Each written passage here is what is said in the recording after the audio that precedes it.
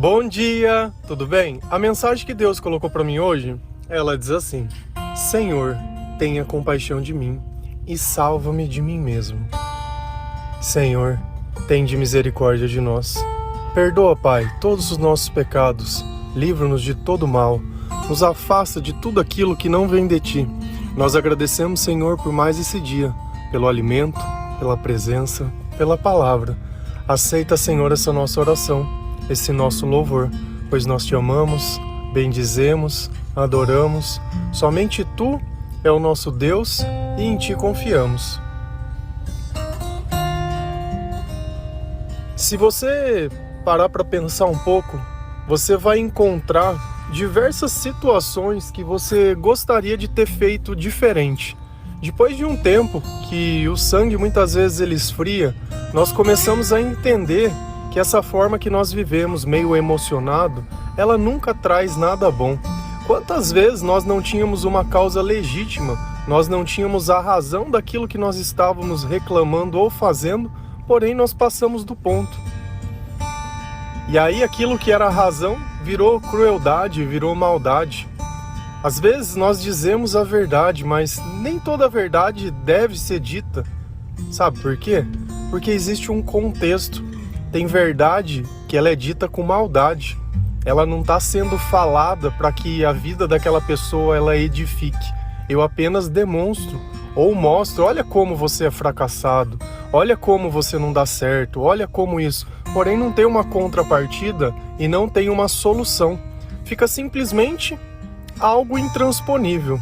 Só que Deus, quando Ele participa da nossa vida, quando o Senhor Ele nos dá sabedoria, quando nós compreendemos a razão de tudo e olhamos de uma forma onde nós não estamos preocupados apenas com essa vida, mas com toda a eternidade, e entendemos que a vida não é somente só sobre nós, a vida é sobre todos. Quando nós amamos Deus sobre todas as coisas e o próximo tem que ser amado como a mim mesmo, eu começo a me compadecer, eu começo a me colocar no lugar e eu começo também a entender que as mesmas limitações que eu tenho, outras pessoas também têm.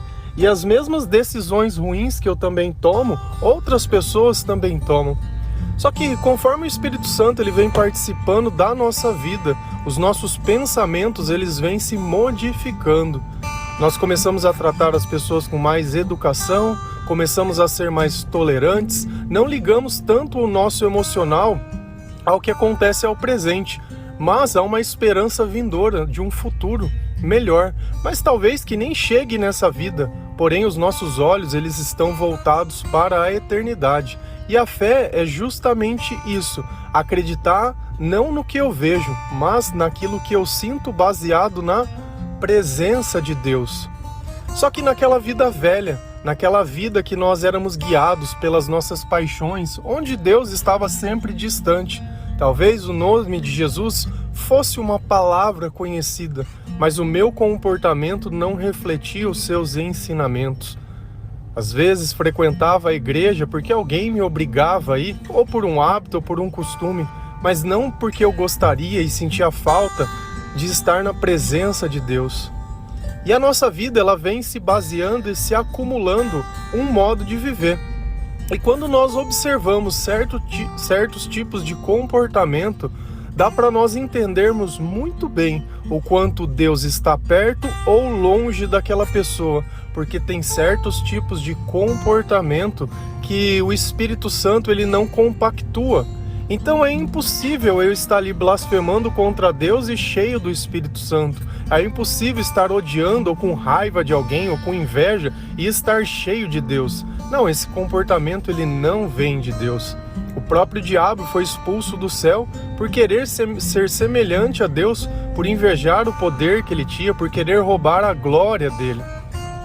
Quando nós esquecemos a nossa origem, fica fácil querer subtrair o nosso presente, principalmente quando ele é bom.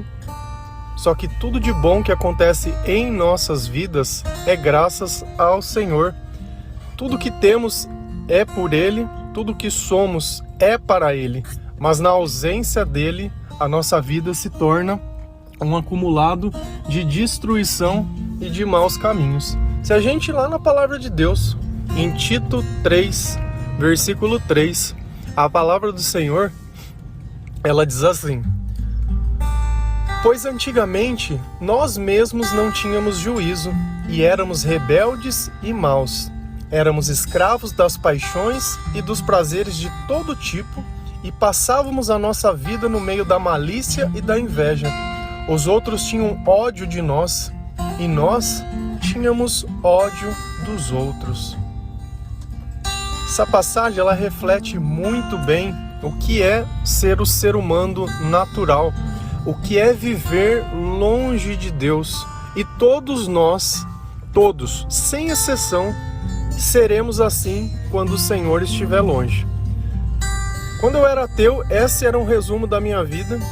E quando eu encontro a maior parte das pessoas que estão sendo evangelizadas, que na verdade evangelizar é nada mais que testemunhar o que Deus fez na minha vida, usando o Evangelho de Cristo, né? Então o testemunho ele é muito sadio, né? Ele é necessário. Então a gente olha a nossa vida antes do Senhor e lê na palavra de Deus que a nossa vida vai ser desse jeito quando Deus está longe, e não apenas a minha, mas a todos aqueles que carregaram o Evangelho também antes de mim, porque querendo ou não, quando nós estamos passando a mensagem de Deus, as boas novas do reino, nós continuamos reescrevendo a Bíblia. Esse é o ponto, que às vezes você não percebeu, a sua vida é a primeira Bíblia que uma pessoa que não conhece o Senhor está lendo. E olha como, quando ele começa a fazer uma autocrítica de si mesmo, começa a olhar a vida dele antes de se converter ao Senhor e depois que se converteu e começa a analisar o que mudou. E ele chega à primeira conclusão, que ele não tinha juízo. Então tudo que ele fazia não era baseado em algo que era bom ou ruim, era no emocional, era emocionado. Sabe, você querer erguer a voz porque você não quer se sentir melhor. Não importa se aquilo vai trazer uma consequência maior ou não. Ah, a pessoa xingou, eu xingo de volta. Ah, se falou, eu faço o dobro. Sabe, esse comportamento reativo, sem olhar as consequências. Além de não ter juízo, era rebelde e mau. Rebeldia, sempre com ódio, sempre com raiva, sempre com agressividade, sempre tentando usar o quê? O medo. Eu sempre tento impor medo sobre a outra pessoa para que eu tenha respeito, para que a minha opinião prevaleça, porque o medo ele envolve castigo. Então, se eu não fizer o que a pessoa quer, vai ter uma punição. Então, vê como é a maldade. Enquanto Deus prega misericórdia e amor, o mal prega medo e maldade, medo e castigo. E às vezes esse é o nosso senso crístico, querer que todos sejam castigados agora. É olho por olho e dente por dente, se esquecendo que muitas vezes nós somos aqueles que precisamos ser perdoados. Nós somos aqueles que precisamos da misericórdia de Deus e do amor. Nós somos aqueles que também temos feridas. E a nossa perfeição vem enquanto a presença do Senhor está conosco, porque longe dele, percebe a quantidade de sentimentos e comportamentos negativos. Éramos escravos das paixões e dos prazeres de todo tipo. O que é uma escravidão? Não é você ter a liberdade para escolher o que você quer? Então, quando eu me torno escravo de algo, eu não tenho escolha. A droga, ela escraviza, o álcool, ela escraviza, o sexo, ela escraviza, a mentira, ela escraviza, a comida, ela escraviza. Tudo aquilo que pode te dar prazer pode te tornar escravo. A partir do momento que você recorre àquilo nos teus problemas, a partir do momento que algo dentro de você está dizendo, olha, eu estou com fome na minha alma. Não, isso daqui é falta de cachaça. Eu bebo, passo. Tive uma semana difícil, vou me entorpecer no final de semana que tá tudo certo. Ah, não tô bem, eu vou ficar tratando mal os outros. Então, aquilo que eu faço que não pode resolver o meu problema não deveria ser feito. Porém, eu sou escravo daquilo. Eu não consigo ficar em casa uma sexta-feira. Eu não consigo ficar longe do celular. Eu não consigo... Olha a maluquice. Eu não consigo parar de fumar. Tudo que você profetiza que não consegue é escravidão. Bom, talvez eu não consiga, mas com Deus eu posso. Olha a diferença. Eu coloco dentro de mim uma autoridade maior que aquela autoridade anula tudo aquilo que eu sou. E aqui vem um ponto em questão.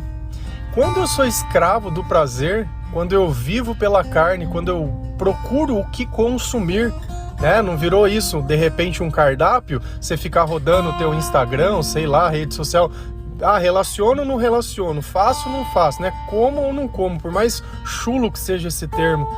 Porque pro homem, ainda mais aquele que está tomado pelo diabo, você é mais um, ele quer passar o demônio para frente. E Deus, ele fala disso. Se você lá em Coríntios, ele pergunta assim, por um acaso você vai ficar em uma só carne com uma prostituta? Porque aquilo que você se une em uma só carne se torna um só espírito. Então, se eu estiver cheio do demônio e eu tenho coito com outra pessoa, o demônio que tem em mim vai para outra. Isso quando não passa doença e passa outras coisas. Então, essa purificação quem faz é o Senhor. Não tem na tua cabeça que, não, mas eu sou de uma família boa, eu tenho faculdade, eu sou bonito, eu não vou ter... Então tá bom, então não precisa de Deus, né? Se é bonito, não precisa de Deus, né? Se é de família boa, não precisa de Deus, né?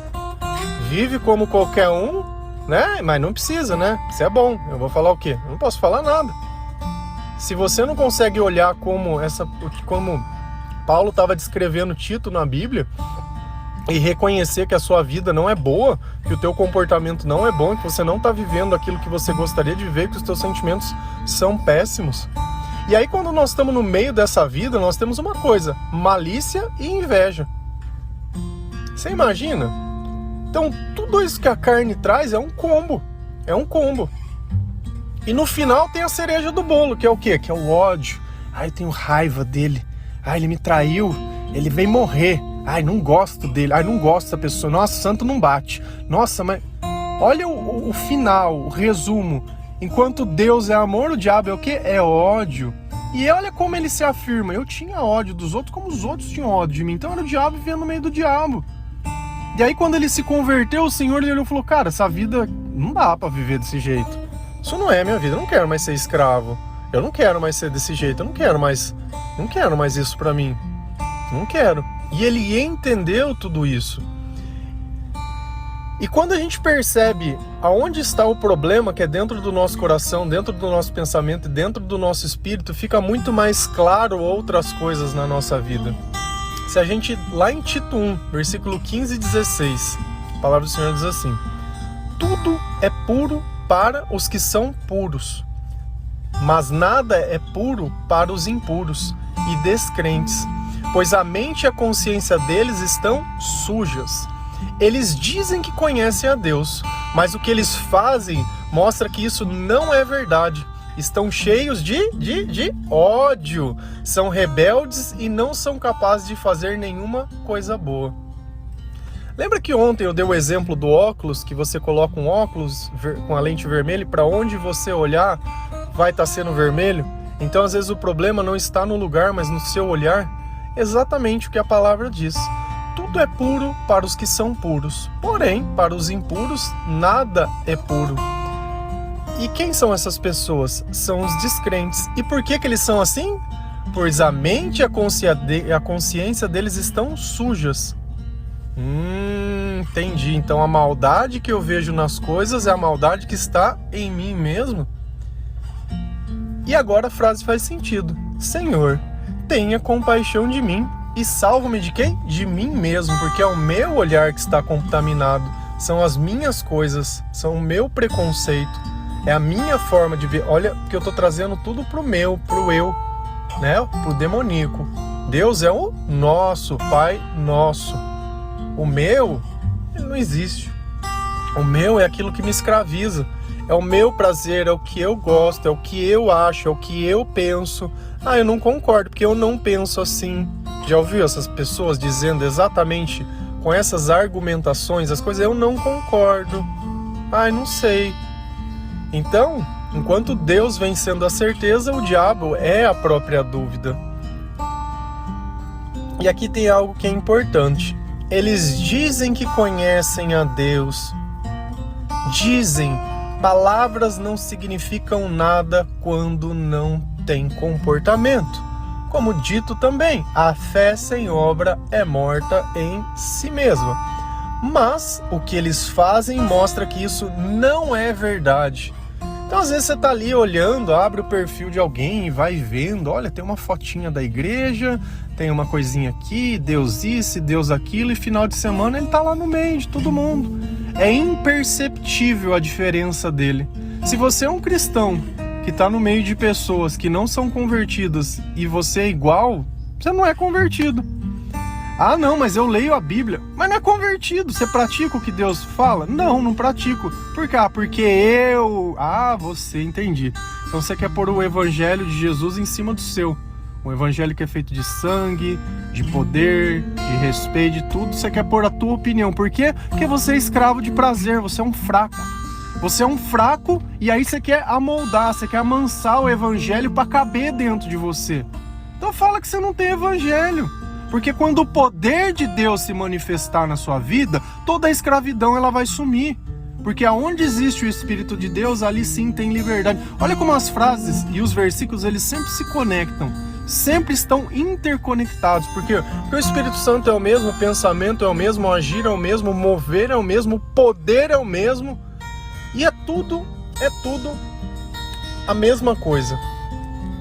E aí nós vamos lá, estão cheios de ódio de novo. Olha que novamente o mesmo comportamento, rebeldia e ódio, é citado também no primeiro versículo para descrever o comportamento dessas pessoas.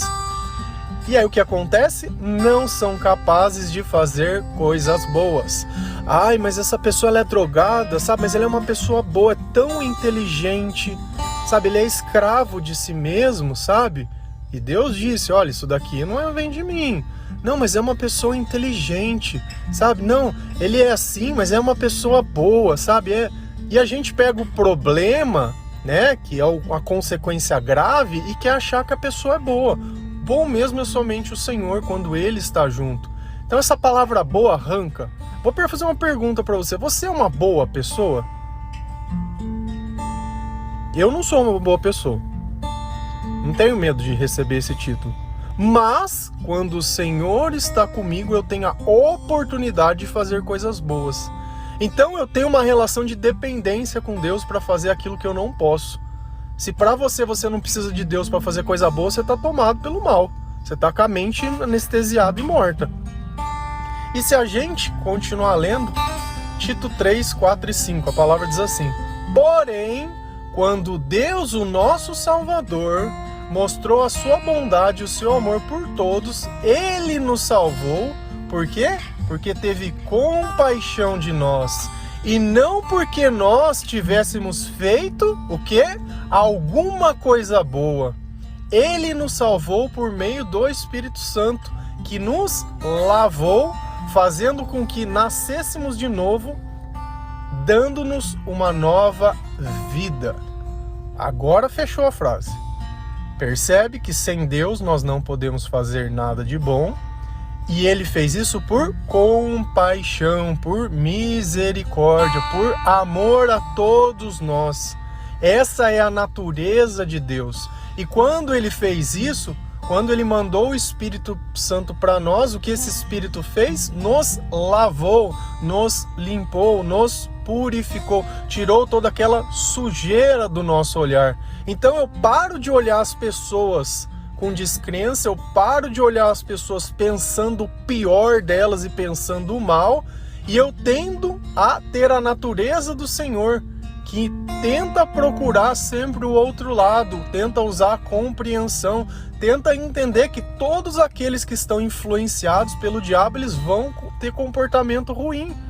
Tento observar que se eu estou ouvindo ódio da boca de alguém, se eu estou ouvindo xingamento, se eu estou ouvindo coisas que não vêm de Deus, é bem provável que aquela pessoa esteja tomada por um espírito maligno.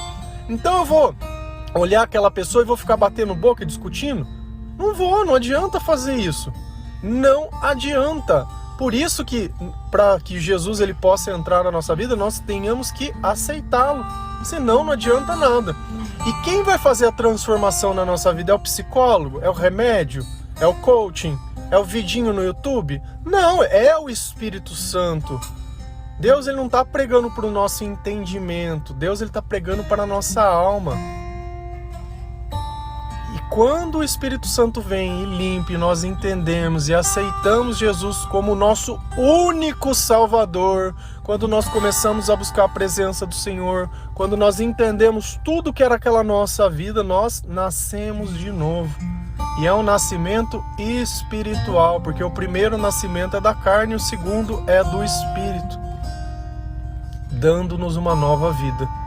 E é assim que nós nos sentimos quando nós olhamos aquela velha vida, cheia de prazeres, cheias de escravidão, cheias de tudo aquilo que não vem do Senhor, cheio de tristeza, cheio de amargura, cheio de frustração, cheio de dependência, cheio de morte, cheia de ódio, de ciúme, de inveja, de bebedeira, de orgia, de briga, de maus pensamentos e de tudo aquilo que não vem de Deus.